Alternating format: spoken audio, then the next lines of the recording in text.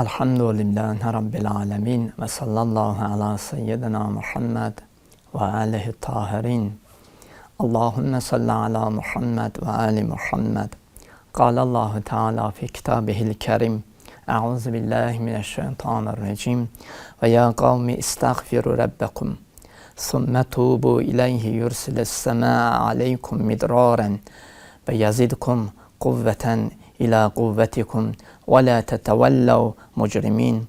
Sadaqallahul aliyyul azim. Salam əziz izləyicilər, hər birinizi xoş gördük.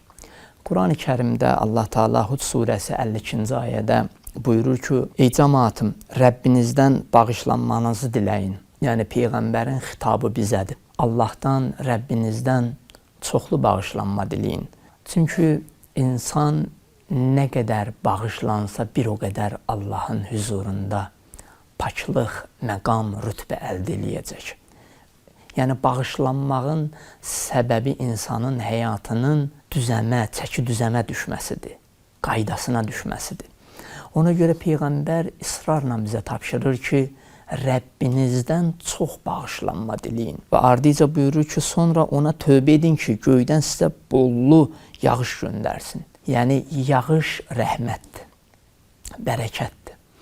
Görün, burada tövbənin kənarında insana Allahın rəhmətinin şamil olmasını işarə edir.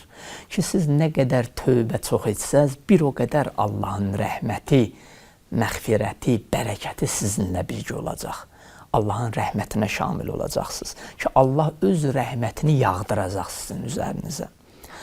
Və ardıca buyurur ki, qüvvətinizin üstünə bir qüvvət də artırsın. Yəni, tövbə insanı güclü, qüvvətli eləyir. İnsanın əli qolunu açır, insan Allaha doğru seyr eləyə bilir. Nə qədər ki, bizim həyatımızda tövbə, istiğfar yoxdur, bir o qədər əl qolumuz zəncirlidir. O zəncirlərdən, o dünyadan, o həva həvəslərdən, nəfsdən, doymayan nəfsdən xilas olmağın yolu budur ki, tövbəni çox elə, istiğfarı çox elə. Allah qüvvət üstünə qüvvət versin, Allah tövfiqatını artırsın. Və ardıca buyurur ki, günahkar olaraq üz çevirməyin. Yəni, Allahın dəvətindən, Allahın çağırışından üz çevirməyin. Və İmam Rıza Aleyhisselamdan da bir hədisi söyləyim, sözümü tamam edeyim.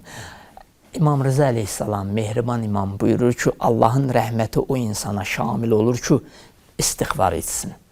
Bəli, Allahın rəhməti o insana aiddir, o insana şamildir ki, o insanın dili və qəlbi istiğfar halındadır.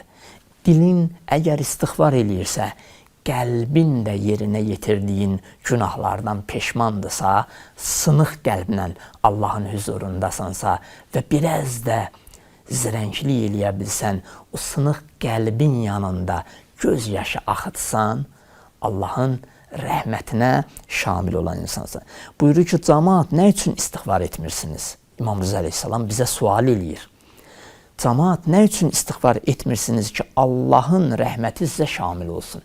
Məgər Allahın rəhmətini, onun mərhəmətini, bərəkətini, məğfirətini istəmirsiniz həyatınıza daxil olsun? Yəni, istəmirsiniz Allah sizin həyatınıza daxil olsun, o darmadağınlığı, o pərakəndəliyi, o səliqəsizliyi Allah düzəlsin. Amma istəyəsiniz, istəməsəz Allah daxil olmayacaq sizin həyatınıza. Ona görə imam buyurur ki, Quran özü buyurur ki, istiğfar edin. Allahdan bağışlanma diləyin. Allaha and verirəm, sonsuz rəhmətinə bizi öz sonsuz rəhmətinə qərq eləsin, bizim aqibətimizi xeyirli eləsin. Sağ olun, Allaha əmanət olun.